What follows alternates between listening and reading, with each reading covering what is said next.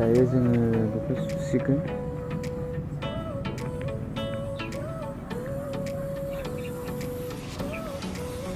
बिराद हाद्रि गोजा आरो आथाबो सिथाबनाय दं, गोबोरखिबो दं।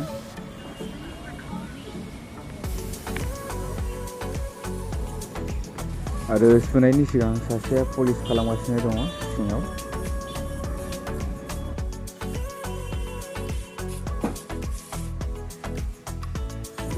फुरा हाद्रि आरो बेजों लोगोसे फिसा फिसा ब्लेक टिप सिथाबनायनिबो आथाबो दङ, बे हाबानि थाखाय साजायनाय।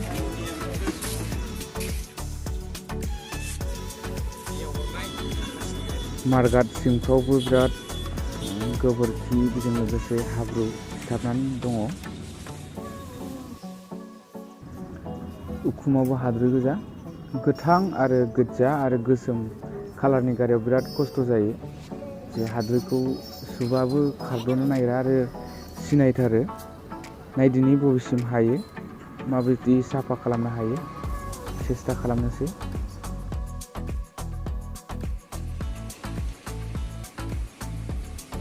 दा जोङो सुनो गोजौआव थिखोनोसै आरो बेबायदिनो नै नेटफोरखौ सुग्रोनोसै गारिखौ वाश खालामनायनि सिगां। आरो जोङो सिंनिखौ गावग्रोनोसै, सिङाव हाद्रि थाबथानानै थायो। बेजों लोगोसे माराम सुनो हाया, ओंखायनो सिंखौ गावनांगौ गोनांथार।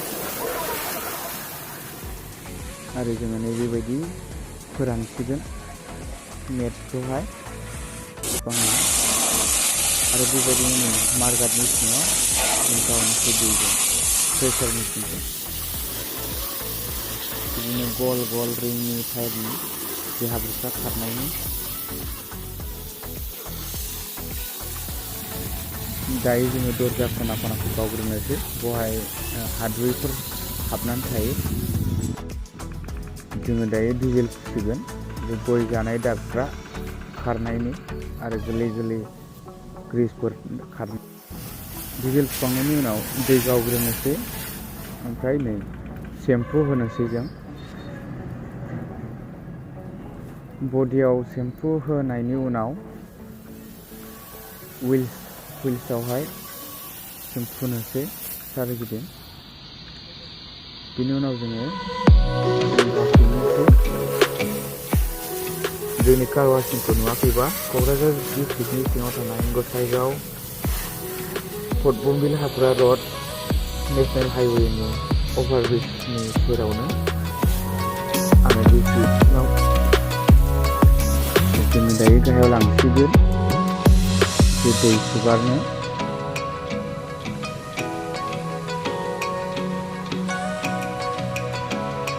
बेनि उनाव जों नैबे जायगायाव लाबोगोन गाहायाव दै सुगारनानै जों कमप्लिटलि खामानिखौ फोजोबसिगोन।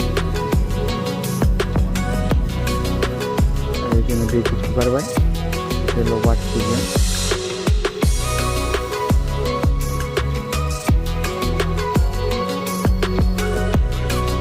बेनि उनाव जोंना खामानिया कमप्लिटलि जाबायानो। दा नायदि मारगाट सिङावबो गैला आरो गोजौआवबो हाद्रिबो गैला आरो जे ब्लेक टिपनि आथा सिथाबनाय दंमोन बेफोरबो जोङो बेखौबो केमिकेलजों जोङो खारहोजोब्बाय। दा गारिया जोंबाय, सिङावबो मैला गैला,